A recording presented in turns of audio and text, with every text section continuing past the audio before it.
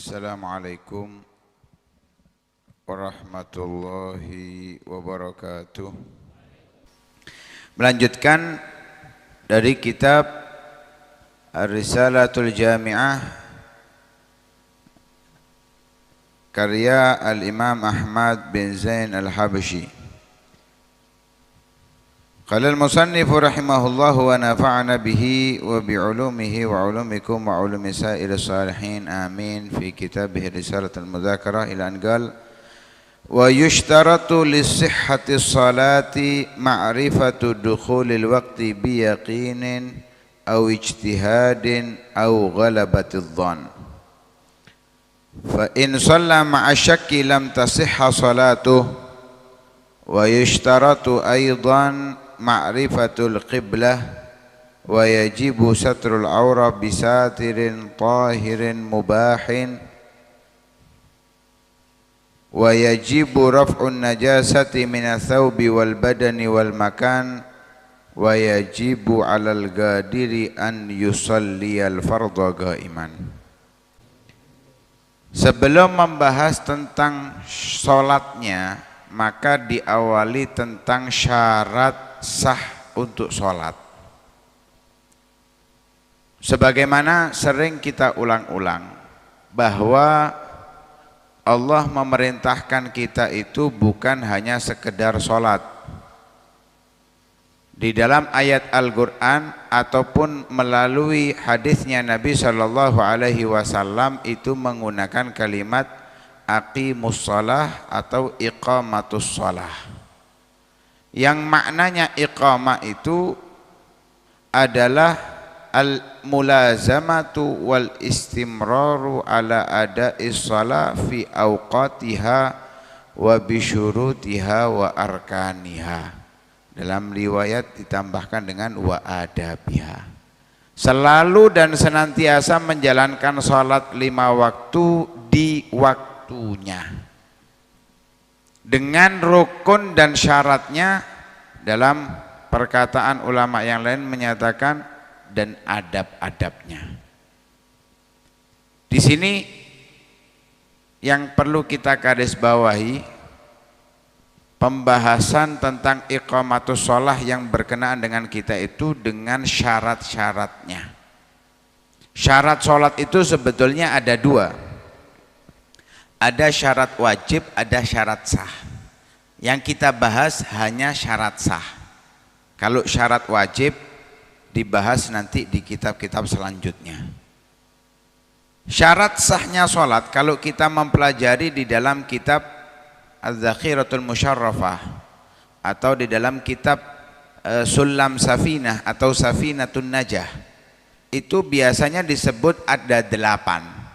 Tapi di dalam kitab Risalatul Jami'ah, namanya risalah, surat, itu hanya diambil cuplikan. Bukan berarti beliau nggak paham, bukan berarti beliau nggak ngerti syaratnya sholat.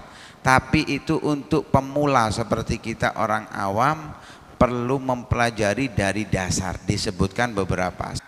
Wa yushtaratu li sihhati shalah, disyaratkan untuk kesahan sholat.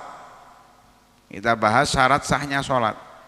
Di sini disebutkan hanya 5. Disebutkan hanya 5. Yang pertama yaitu ma'rifatu dukhulil waqti biyaqinin aw ijtihadin aw ghalabatid dhann.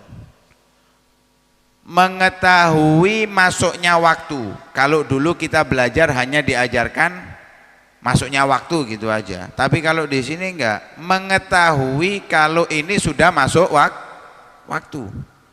Dia sholat itu dia dalam keadaan tahu bahwa dia sholat berada di dalam waktu. Pengetahuan itu bisa didapatkan dengan yakin. Yakin itu gimana? Yakin itu dia memang ngerti tanda-tanda masuknya waktu dengan ilmu falaknya. Tahu penentuan, oh mana terbitnya matahari yang sekiranya itu terbitnya fajar sodik yang benar, fajar yang serius, bukan yang tipu dayanya setan. Oh ketika zuhur itu bayangan sekian. Itu secara global daripada pelajaran ilmu falak. Kemudian kalau maghrib itu sampai terbenamnya matahari. Terbenam itu bukan dilihat dari tempat kita ketutupan bangunan, tapi dilihat dari tempat yang tinggi. Memang benar-benar hilang. Kemudian masuk waktunya Isya itu dengan hilangnya mega merah. Itu dipelajari secara global, itu cukup. Itu dia dikatakan mengetahui dengan yakin. Itu mengetahui dengan yakin. Atau dengan kabarnya orang yang thiqah. Orang yang thiqah ini orang yang dapat dipercaya, mautsuq bih.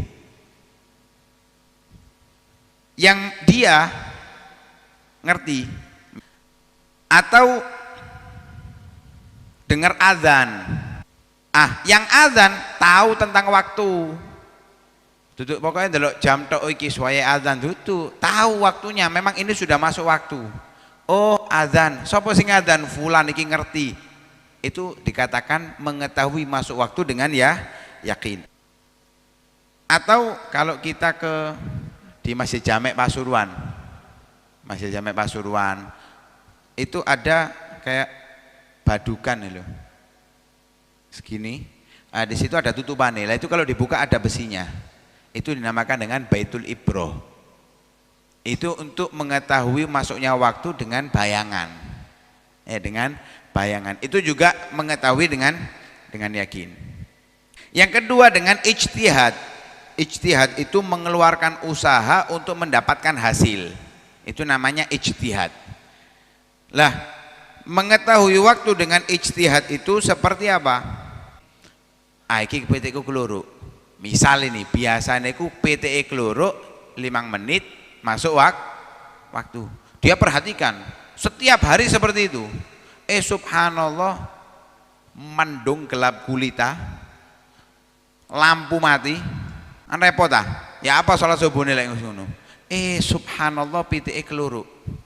Kuku. 5 menit dia sholat subuh boleh.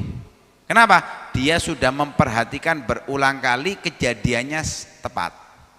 Itu namanya ijtihad. Atau misal biasanya itu kalau saya habis maghrib sholat, kemudian saya itu baca Al-Quran 1 juz, baca Yasin, baca Rotibul Haddad, azan Isya, masuk waktu Isya. Subhanallah, mari sholat, mati lampu, mendung, repot ya apa iso masuk waktu Isya. Gimana? Yes, itu tadi.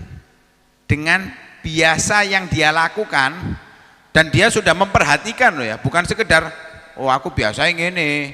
Nggak ada perhatian, nggak boleh. Jadi harus ada usaha. Usahanya itu mengamati keadaan, kebiasaan, rutinitas yang dia lakukan. Itu namanya dengan ijtihad. Yang ketiga ghalabatidz dzan. Yang ketiga itu dengan ghalabatidz dzan. Ghalabatidz dzan itu kalau di sini disebutkan seperti orang yang nggak bisa ijtihad, nggak bisa tahu dengan sendirinya, dia hanya melok nganut dengan orang yang sudah mengerti, atau dia tersesat di hutan, nggak tahu jam, mendung, nggak ada orang lewat, dia sendirian. Terus gimana sholatnya? Yus kiro-kiron iki koyo aneh lek ndelok perjalananku mang, wis kiro-kirone iki wis masuk waktune asar. Itu jenengan ghalabatul dzan. Kenapa? Ilmune gak ngerti, akhirnya hanya dengan al-kiro-kirou. Lah ini di saat-saat darurah boleh. Jadi ini 3 tingkatan. Tingkatan yang pertama yakin ini sing mantep, ijtihad ini masih ya 90% tepak, ya kadang ya iso meleset. Kalau sudah ghalabatul dzan ini keyakinan yang kuat, dia mengarahkan ini sudah masuk waktu. Ya, ini sudah masuk waktu. Lah ini kalau sudah seperti itu, sholatnya sah. Sholatnya sah. Kalau memang ijtihadnya benar. Kalau memang ghalabatul dzannya benar, sholatnya sah. Tapi kalau dia itu ada keraguan, maksud iya sih temen wis masuk waktu apa belum, masih syak dalam hatinya, ada keraguan, maka lam tasihha sholatuhu, sholatnya tidak sah. Jadi harus mengulangi. Ijtihad, gak ada ijtihad langsung sholat. Tepak. Gak pakai ijtihad. Gak tahu, gak pakai ijtihad, gak pakai ghalabatul dzon. Wis langsung moro-moro sholat. Sholat apa isya? Lha wis mlebu ta durung? Karo wis pokoke sholat. Tepat, ternyata sudah masuk waktu, gimana? Tetap harus ngulangi, gak sah sholatnya. Harus ngulangi sholat isya lagi. Jadi syaratnya ini harus mengetahui, gak boleh sholat tanpa pengetahuan, gak sah. Harus mengetahui. Nah, karena itu gak sembarangan. Mungkin selama ini kita melok tok ono adzan sholat, kadang adzan ini durung mlebu waktu sholat, ya gak sah podo ae. Nah, karena itu harus benar-benar mengerti bagaimana masuk waktunya sholat. Insya Allah akan kita lanjutkan di pertemuan akan datang. Mudah-mudahan manfaat apa yang kita dengarkan bisa menjadi pelajaran untuk kehidupan kita. Sholat kita semakin baik, semakin sempurna. Amin, amin ya rabbal alamin. Sallallahu alaihi wasallam Muhammadin wa ala alihi wasallam. Alhamdulillah rabbil alamin.